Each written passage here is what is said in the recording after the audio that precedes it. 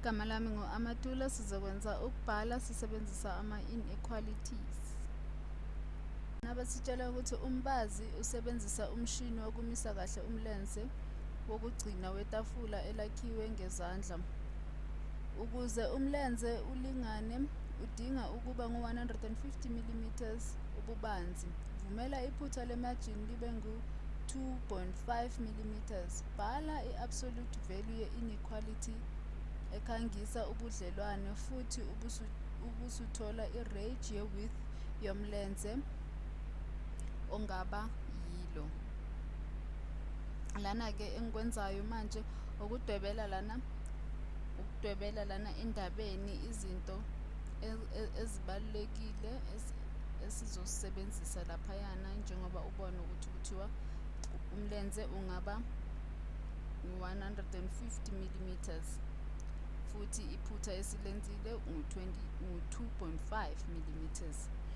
Manje-ke lana sizokwenza-ke ukuze sikwazi ukuthola i-absolute value inequality le abayifunayo. Lana asenze u-W, soqala lana. Manje asenze u-W. U-W uzoba yi-width yomlenze wetafula. Masingabuka lana u-W wethu ungu-150. Manje sizothi u-W ususa u-150. Yini lokhu? Lokhu yinani lephutha esilenzile. Lo 150 lona inani lephutha esilenzile. U-W uzoba mkhulu kuno-150. Ithi sithi sino 151 bekazoba ngaphezu ngo-1 mm kube besino 151. Kube besino 149 yena bekazoba mncane ngo-1 mm yena. Kodwa-ke asinandaba nalokho, sinendaba ne-absolute margin. Sinendaba ne-absolute margin yethu lana ukuthi ingaba ngaphezulu noma ingaba ngaphansi kwe-error yethu. Ngakho-ke sizokwenza manje ethi sibhale lena njenge-absolute value yethu. U-W wethu lona, i-absolute value ka-W esusa ngo-150. Lokhu kuzochaza ukuthi izoba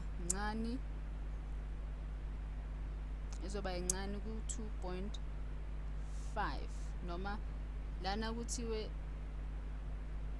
ilona kumele ibe ngaphansi kuka-2.5, kusho ukuthi lana sothi ingaba ngaphansi noma ilingane no-2.5 njengoba kushiwo laphayana. Lesi isigaba sokuqala.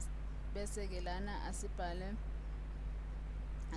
i-absolute inequality ekhangisa ubudlelwane futhi uzwe kahle ukuthi lana ngithini. Ngithi lana lo 150 lo 150 lona yena iwona osikhombisa ibanga elisuka ku-W leli, ibanga leli laka W lo 150 lona.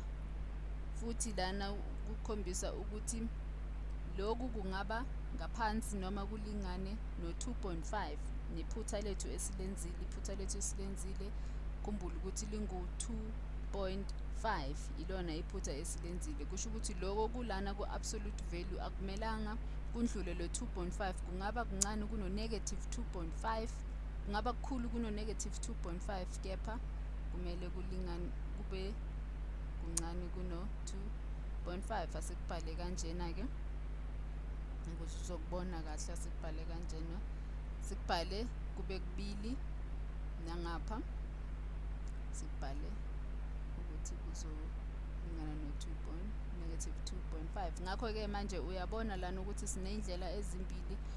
U-W lo wethu angaba mncane